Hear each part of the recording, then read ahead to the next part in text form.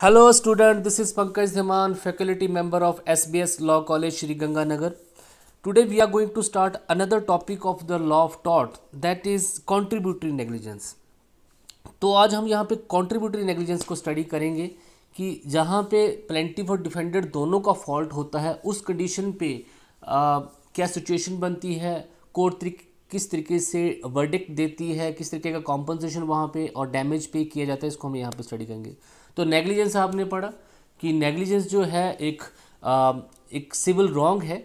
कोई भी पर्सन जो है जब दूसरे पर्सन को जो है उसकी ड्यूटी होती है, कुछ केयर करने की ड्यूटी होती है, तो वो अपनी जिम्मेवारियों को अगर अपनी वो जो उसकी रिस्पॉन्सिबिलिटी है टूवर्ड अदर पर्सन, कोई उसकी ड्यूटी है जिसको वो ब्रीच करता है या उसको जो है वो अच्छे से परफॉर्म नहीं करता और सेकंड पर्सन को वहाँ पे इंजरी हो जाती है, तो उसको हम नेग्लिजेंस बोलते हैं। ये आपने सारा पढ़ा। लेकिन अब आप ये सोच के देखिए कि हर बार जो है गलती हमेशा डिफेंडेड की ही नहीं होती है।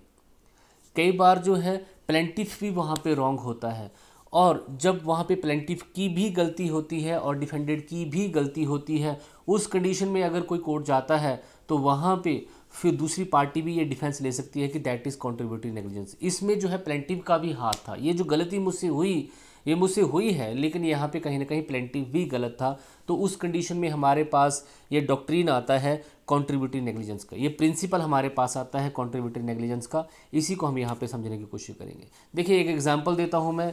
देखो आप गाड़ी सड़क पे चला रहे हैं, आप की प्रेस्क्राइब स्पीड जो है 40 किलोमीटर पर आवर होनी चाहिए। 40 किलोमीटर पर घंटा की स्पीड से आपको जाना है। वहाँ पे उस रोड पे डायरेक्ट मेंशन किया हुआ है, लेकिन आप जो है 100 पर किलोमीटर पर आवर से चल रहे हैं और दूसरी साइड से जो है कोई पर्सन आ रहा है, वो धीरे ही चला हुआ है, लेकिन वो रॉन्ग साइड पे चला हुआ है।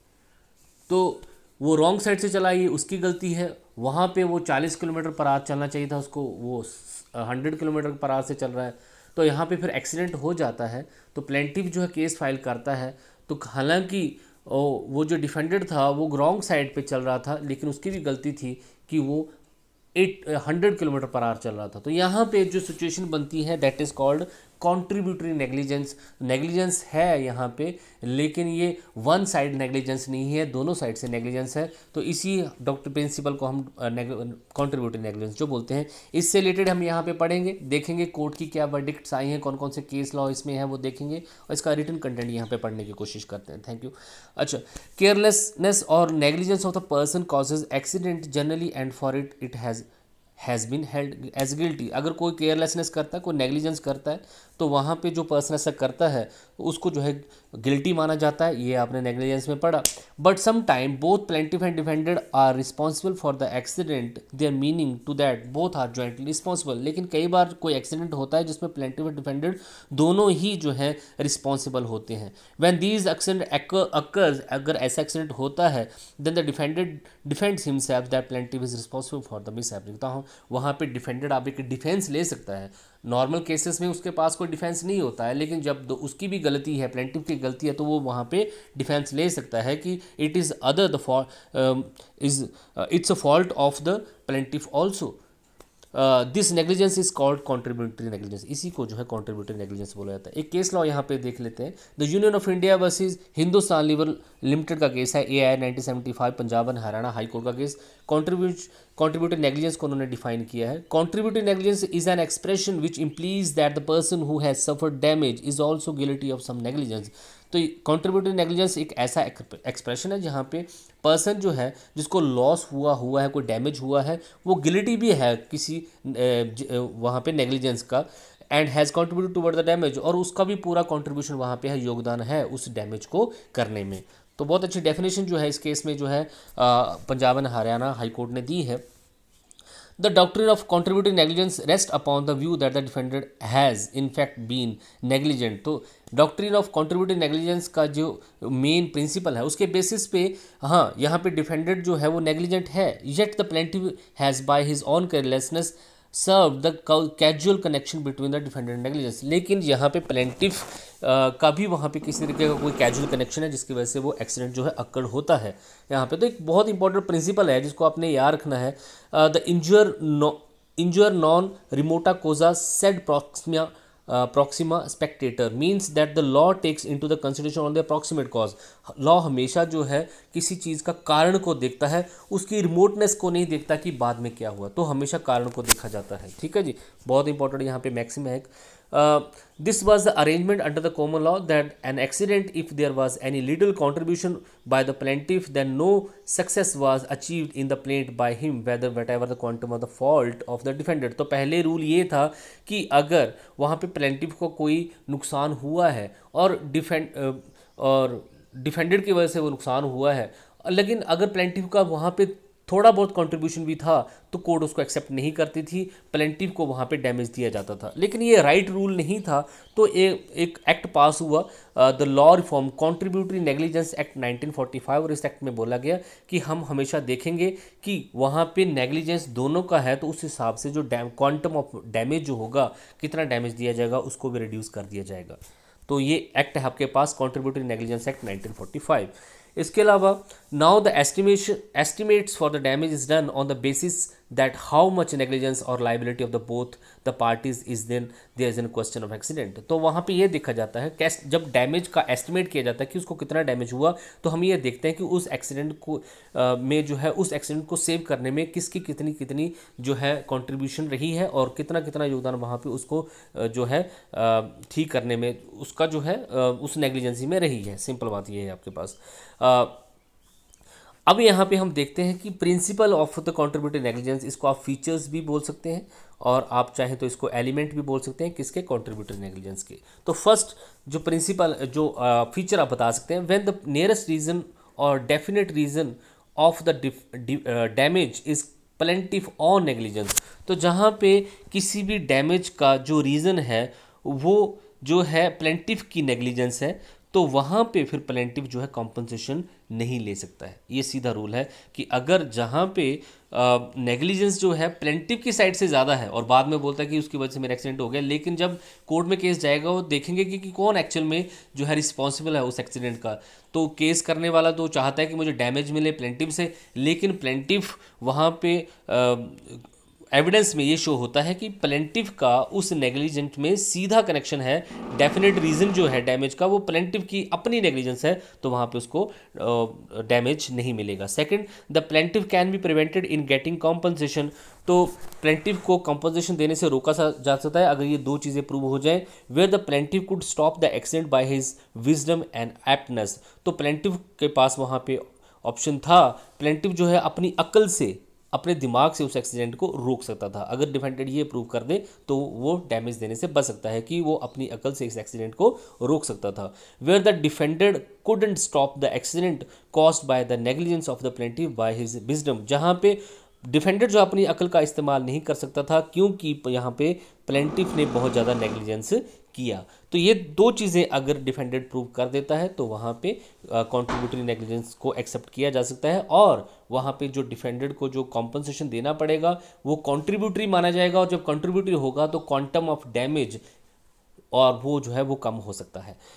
तीसरा आपके पास है, where the accident occurs due to the negligence of the both plaintiff and defendant then the determination of the damage are to be decided by the exception, the following are the exception. तो जब भी negligence जो है वो due to plaintiff and defendant होती है तो जो डैमेज की डिटर्मिनेशन होती है उसको डिसाइड किया जाएगा इन ग्राउंड्स के बेसिस पे। तो ग्राउंड एक ही है यहाँ पे, where it is assume that defendant has done all things right. तो जहाँ पे ये लगता है कि डिफेंडेड ने सारी चीज़ें ठीक की हैं, तो यहाँ पे आपके पास ये बेसिकली ये 3 पॉइंट यहाँ पे आ जाते हैं, इसको आप रहने दीजिएगा। अब आगे कुछ केस लॉज हैं आपके पास, ये सारे क्या हैं, केस लॉ हैं, जो कि आपने जो यहाँ पे फीचर्स बताए हैं उनके फेवर में आप केस लॉ दे सकते हैं। इस पॉइंट को आप यहाँ पे नहीं भी मेंशन करेंगे तो चलेगा, ठीक है जी। तो अब यहाँ पे आपने फीचर्स बता दिए कि इन सिचुएशंस में जो है इसको कंट्रीब्यूटरी नेग्लिजेंस माना जा सकता है। कहाँ पे कौन कंडीशंस आपने पढ़ी, एक तो वहाँ पे डायरेक्ट नेग्लिजेंस जो है प्लेंटिफ का है, दूसरा अगर डिफेंडेड ये प्रूव कर देता है कि प्लेंटिफ जो है अपना दिमाग लगा के उस एक्सीडेंट को रोक सकता था। सेकंड, डिफेंडेड को अपने दिमाग लगाने का इस्तेमाल मौका ही नहीं मिला, क्योंकि वहाँ पर प्लेंटिफ ने नेग्लिजेंस वहाँ पे बहुत ज़्यादा कर दी। तो उस कंडीशन में कंट्रीब्यूटरी नेग्लिजेंस इसको क्लियर किया जा सकता है। अब इसके फेवर में कुछ एग्जांपल्स हैं, आप देख लीजिए। बटर एक एग्जांपल है, शुरू में मैंने आपको बताया कि जब कंट्रीब्यूटरी नेग्लिजेंस एक्ट पास नहीं हुआ था, उससे पहले का केस है बटरफील्ड वर्सेस फॉरेस्टर का केस में। In this case the defendant had put a pole. इस केस में डिफेंडेंट ने क्या किया, पब्लिक थ्रोफेयर जो है, जो एक आम रास्ता है, वहाँ पे कुछ पोल जो है वो रख दिए और ऑब्स्टेक्ट और वहाँ रास्ता जो है रोक दिया। प्लेंटिफ जो है वो अपने व्हीकल पे बड़ी फास्ट वॉलेंटली बड़ी स्पीड से वहाँ पे राइड कर रहा है, बड़ा तेज़ी से आ रहा है। He come against the pole and was overthrown. वो पोल के बिल्कुल सामने आ रहा है और वो उसको पोल्स को देख भी सकता था। अभी इतना डार्क नहीं हुआ था, बेशक वहाँ पे थोड़ी सी डस्ट थी, लेकिन वो उसको देख सकता था। Here in the fall in the plaintiff was the even seeing the obstruction from the distance of the 100 yard. वो 100 यार्ड से उसको देख भी सकता था। तो code held the plaintiff could not recover damage. तो यहाँ पे प्लेंटिफ को कोई भी डैमेज देने के लिए मना कर दिएगा, क्योंकि उसको यहाँ उसका एक्सीडेंट तो हुआ, लेकिन बेशक वहाँ पे डिफेंडेंट ने पोल जो है फेंके हुए थे आम रास्ते में, लेकिन प्लेंटिफ जो है उसको 100 यार्ड पीछे से देख सकता था, तो उसको वो गाड़ी को स्लो कर सकता था। तो यहाँ पे कंट्रीब्यूटरी नेग्लिजेंस हुआ और कोर्ट ने जो है प्लेंटिफ को कोई भी डैमेज जो है यहाँ पे नहीं दिया। और जो क्वांटम ऑफ डैमेज था उसको थोड़ा सा, हाँ कंट्रीब्यूटरी नेग्लिजेंस में डैमेज तो मिलता है, लेकिन क्वांटम ऑफ डैमेज कम हो जाता है, ये याद रखिएगा। तो क्वांटम ऑफ डैमेज जो है यहाँ पे कम हो गया। Second, Union of India versus United Nation India Insurance Company Limited AIR 1998 Supreme court का case. In this case a person was died on the railway crossing. देखिए यहाँ पे क्या हुआ कि एक पर्सन जो है रेलवे क्रॉसिंग को गेट को क्रॉस कर रहा था और वहाँ पे उसकी डेथ हो जाती है ड्यू टू एक्सीडेंट। ट्रेन जो है गुजर जाती है और उसका एक्सीडेंट हो जाती है। The person of the railway was employed on the gate. वहाँ पे कोई भी रेलवे का पर्सन एम्प्लॉयड नहीं था उस गेट पे। सुप्रीम रेलवे ने ये बोला कि ये कंट्रीब्यूटरी नेग्लिजेंस है, हमारी गलती तो थी, लेकिन उसको भी जो है वहाँ पे नहीं जाना चाहिए था। लेकिन सुप्रीम कोर्ट ने इसको जो है कंट्रीब्यूटरी नेग्लिजेंस नहीं माना, क्योंकि ये तो रेलवे की जो है ड्यूटी है कि वो गेट बनाए वहाँ पे और वहाँ पे किसी को एम्प्लॉयड करे। तो सीधी सीधी गलती यहाँ पे जो है रेलवे की है, तो यहाँ पे इसको कंट्रीब्यूटरी नेग्लिजेंस नहीं माना गया। ठीक है जी। आगे आपके पास है Malay Kumar Ganguly versus Sukumar Mukherjee AIR 2010 supreme court का case. A woman was died due to the carelessness of doctor. एक वुमेन जो है डॉक्टर की केयरलेसनेस की वजह से मत ख़त्म हो जाती है, क्योंकि जब वो वुमेन का जो है ट्रीटमेंट कर रहा था तो हस्बैंड उसको कुछ सजेशन दे रहा था कि आप ऐसे करिए वैसे करिए, तो उसके बाद जो उसकी डेथ हो जाती है। डॉक्टर जो है एडवांटेज लेता है यहाँ पे, जब वो केस जो कोर्ट में जाता है कि that is a contributory negligence, उसकी गलती से हुआ। लेकिन कोर्ट ने इसको कंट्रीब्यूटरी नेग्लिजेंस नहीं माना, क्योंकि हस्बैंड जो मर्जी बोलता चाहे, आप प्रोफेशनल हैं, आप डॉक्टर हैं, आप किसी की सजेशन नहीं लेंगे, ऐसे पर्सन से तो बिल्कुल नहीं लेंगे जो कि इस प्रोफेशन के बारे में ABC भी नहीं जानता है। तो आपने उससे सजेशन लिया और उसका ऑपरेशन जो ट्रीटमेंट किया वो गलत है, आपकी यहाँ पे नेग्लिजेंस है, that is not the contributory negligence, इस केस में बोला गया। तो ये और भी आपके पास केस है, विद्या देवी versus Madhya Pradesh state road transport corporation का केस भी है। यहाँ पे जो है बताया गया कि जो कंट्रीब्यूटरी नेग्लिजेंस में जो है क्वांटम ऑफ डैमेज जो होगा वो डिवाइड हो जाएगा 2/3 और 1/3 में, यहाँ पे बताया गया। तो आगे अब देखते हैं। तो कंट्रीब्यूटरी नेग्लिजेंस आपने देख लिया कि कंट्रीब्यूटरी नेग्लिजेंस में क्या होता है, क्वांटम ऑफ डैमेज कम हो जाता है, और अगर डिफेंडेड प्रूव कर देता है कि यहाँ पे प्लेंटिफ की भी नेग्लिजेंस थी at the time of occurring of the accident, then जो है उसका जो डैमेज जो है वो कंट्रीब्यूट हो जाएगा as per the contribution in the accident, उसके बेसिस पे। तो अब देखते हैं यहाँ पे एक्सेप्शंस क्या हैं। तो एक्सेप्शंस देख लेते हैं। कंट्रीब्यूटरी नेग्लिजेंस के भी एक्सेप्शंस हैं। तो किस कंडीशन में जो है कंट्रीब्यूटरी नेग्लिजेंस का फायदा नहीं मिलता है। तो यहाँ पे फर्स्ट है where the proper action can be presumed, where the plaintiff can presume for the proper action there are defence of the contributory negligence does not apply. In certain circumstances, the plaintiff is not bound to take care and his own seal. He can believe for the rightness of the act done by him. देखिए तो गी versus metropolitan railway company 1873 का case है। The plaintiff was travelling in a train with his brother during the journey. तो यहाँ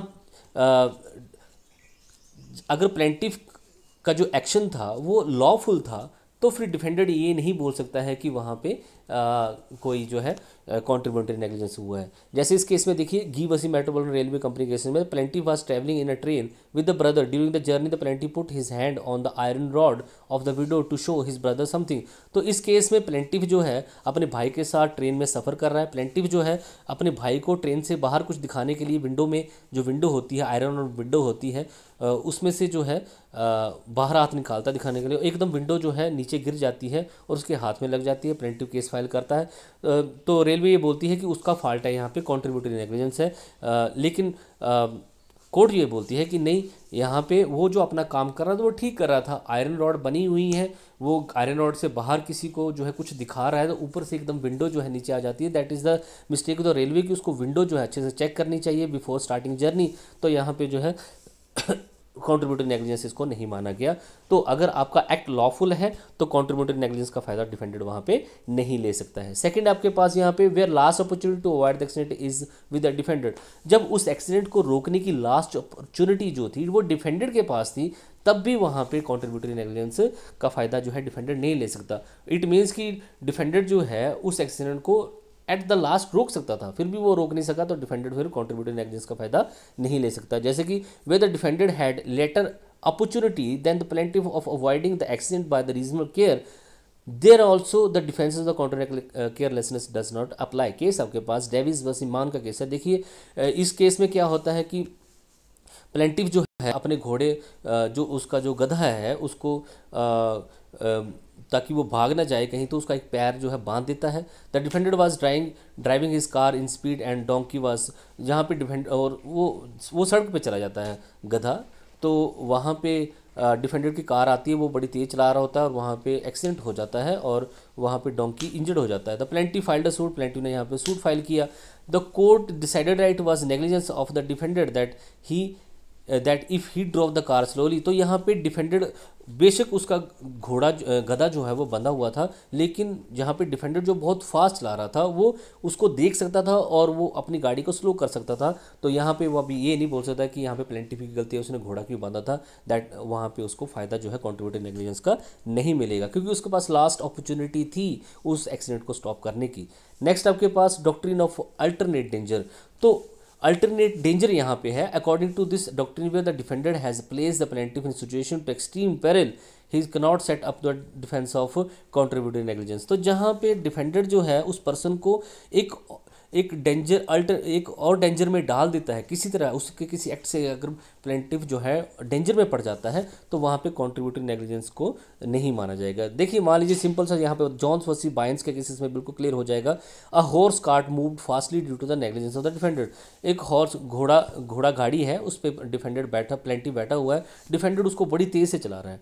defended who was sitting in the cart jump from the plaintiff को डर लगता है और वो उस घोड़ा गाड़ी से जंप कर देता है। तो कोर्ट जो है यहाँ पे अब प्लेंटिफ उसके केस फाइल करता है, तो डिफेंडेड बोलता है कि ये कॉन्ट्रीब्यूटरी नेग्लिजेंस है, उसमें जंप क्यों किया।